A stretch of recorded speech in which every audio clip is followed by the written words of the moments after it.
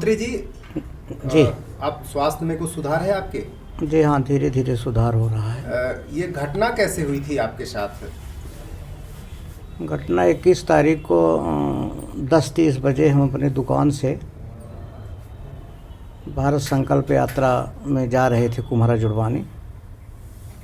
तो रास्ते में करीब 10:50 के आसपास 10:50 समय है। हाँ 10:50 समय के आसपास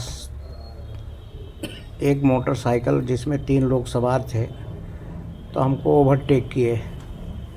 हम समझ नहीं पाए और उन्हें ओवरटेक करके हमको गाली देते हुए हमारी गाड़ी में मोटरसाइकिल में थे हम, धक्का मारा तो हम गिर गए।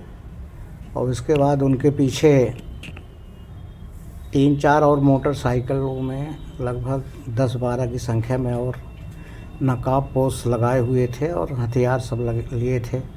उसमें 3 तलवारों को हमने देखा और लाठी हाकी लिए थे और राड लिए थे और वो हमारे ऊपर हमला बोल दिए और तलवार से 3 बार वार किए और हाकियाँ तो बहुत मारी, अब गिनती नहीं कर सके हम। ये घटना लगभग 5 मिनट अपराधियों ने हमारे साथ किया। और उसी बगल में हैंडपम्प था तो वहाँ महिलाएं कई पानी भर रही थी। जब वो महिलाओं को पता चला तो वो महिलाएं टूट पड़ी और हमारे देवरी गांव के एक बिजिल त्रिपाठी थे और हमारे साथ जो मोटरसाइकिल में थे, जो ड्राइविंग कर रहे थे राज बहादुर सिंह, ने उन्हें आवाज़ लगाई, इधर उधर से लोग आए, तब वो जाके हमको छोड़कर भागे, नहीं तो वो हमारी हत्या करने की पूरी योजना में थे। ये कोई आपसी विवाद की वजह से या किसी राजनीतिक रंजिश की वजह से हुआ है? ये ऐसा तो कुछ हमारा किसी से कोई विवाद है नहीं। अब राजनीतिक कार्यकर्ता हैं, भारतीय जनता पार्टी से जुड़े हैं पिछले 30-35 वर्षों से, इसलिए इसको तो हम राजनीतिक साजिश ही मानते हैं और हमारा कोई किसी से अन्य प्रकार का कोई विवाद नहीं है। मारपीट के दौरान चुनाव के बाद इस तरह से हमला भाजपा कार्यकर्ता के ऊपर, तो क्या मानते हैं आप, किस सजे और किस तरह से तरीके से आपके ऊपर हमला किया गया?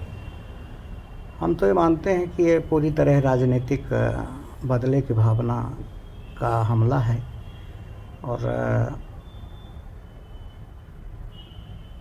हम चाहते हैं कि इसकी निष्पक्ष जांच हो जाए और जिससे कि जो अपराधी हैं और वो साजिश करता है उनके चेहरे समाज के अंदर बेनकाब हो सकें और जिससे आने वाले समय में किसी अन्य राजनीतिक कार्यकर्ता के साथ इस प्रकार की घटना की पुनरावृत्ति न हो।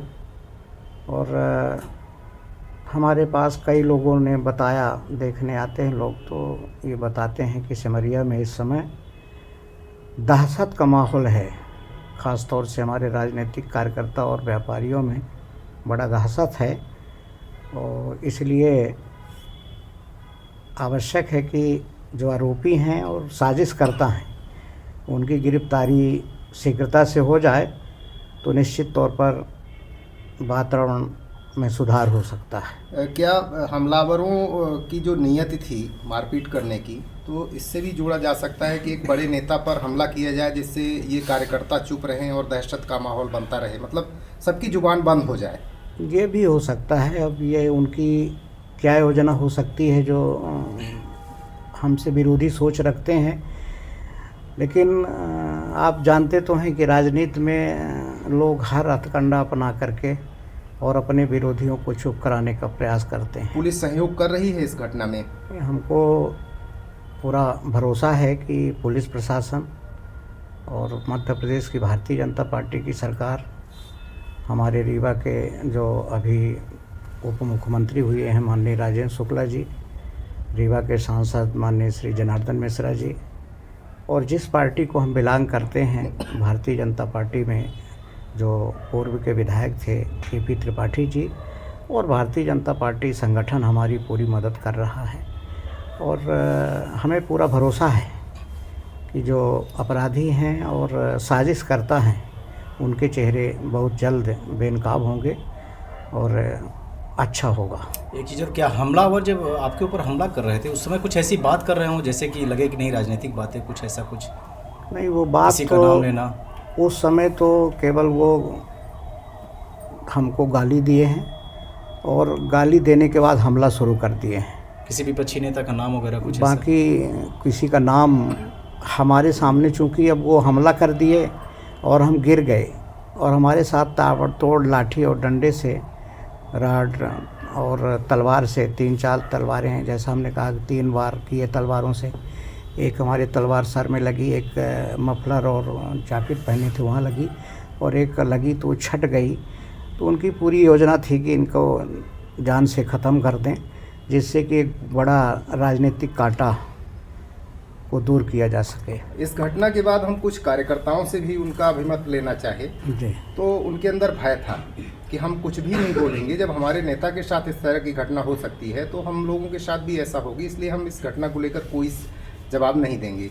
क्या इस तरह का भी वातावरण बन गया है उस क्षेत्र में? वो हमने आपको पहले भी बताया कि हम तो हॉस्पिटल में हैं पिछले 5 दिनों से, और जो क्षेत्र के लोग हमारे शुभचिंतक हैं, हमारे रिश्तेदार हैं और तो पार्टी कार्यकर्ता हैं, वो आते हैं तो लगातार बता रहे हैं कि क्षेत्र में जो सामाजिक कार्यकर्ता हैं, राजनीतिक कार्यकर्ता हैं, सभ्य लोग हैं, उनके बीच में दहशत का माहौल है।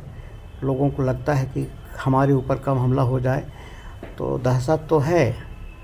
और हमने अभी पुलिस के लोग आए थे, उनसे भी बोले कि दहशत के माहौल को यदि ठीक करना है तो अपराधियों को गिरफ्तारी तत्काल हो जाए।